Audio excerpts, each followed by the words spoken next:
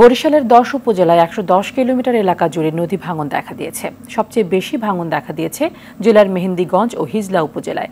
এদিকে ভাঙন রোধে ঘটনাস্থল পরিদর্শন করে ব্যবস্থা নেওয়ার আশ্বাস দিয়েছে পানি উন্নয়ন বোর্ড। তবে ভাঙন রোধে স্থায়ী ব্যবস্থা গ্রহণের দাবি জানিয়েছেন ক্ষতিগ্রস্তরা। বরিশাল থেকে আরিফুল ইসলামের পাঠানো প্রতিবেদন জানাচ্ছেন সৈয়দা সামিয়া তামান্না।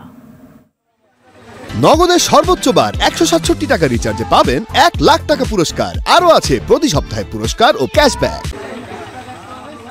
বরিশালে তীব্র নদী ভাঙনে একের পর এক নদীগর্ভে বিলীন হচ্ছে গ্রামের পর গ্রাম, মানুষের বসতবাড়ি, ফসলি জমি, শিক্ষা প্রতিষ্ঠান সহ নানা স্থাপনা। ভাঙনের মুখে ভিটে মাটি হারিয়ে মাথা গোজার ঠাঁই পাচ্ছেন না অনেকেই। ভাঙনে জেলার ২ উপজেলা মেহেন্দিগঞ্জ ও হিজলায় গ্রাম ভেঙে নদী এখন উপজেলার কাছাকাছি চলে এসেছে।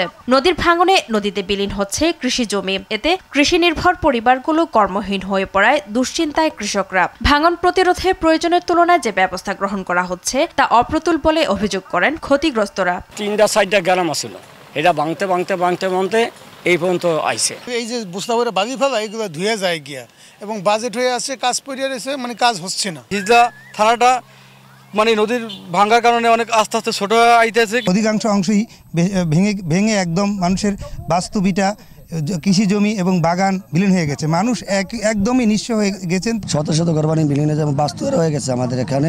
এখন আমাদের একটাই দাবি, অতি শীঘ্রই এই নদীটাকে শীঘ্রই আমাদের যে বানের ব্যবস্থা করে দেয়। এদিকে জেলার মেহেন্দিগঞ্জ ও হিজলা উপজেলায় ভাঙন কবলিত স্থান পরিদর্শন করে ভাঙন রোধে প্রয়োজনীয় পদক্ষেপ গ্রহণ করার আশ্বাস দিয়েছে পানি উন্নয়ন বোর্ড।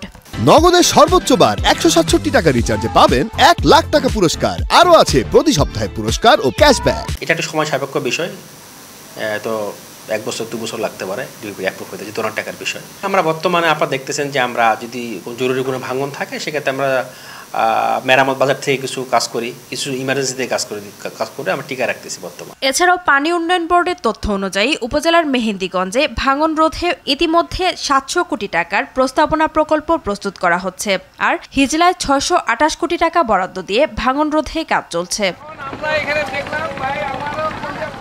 সৈয়দা সামিয়া তামান্না, RTV।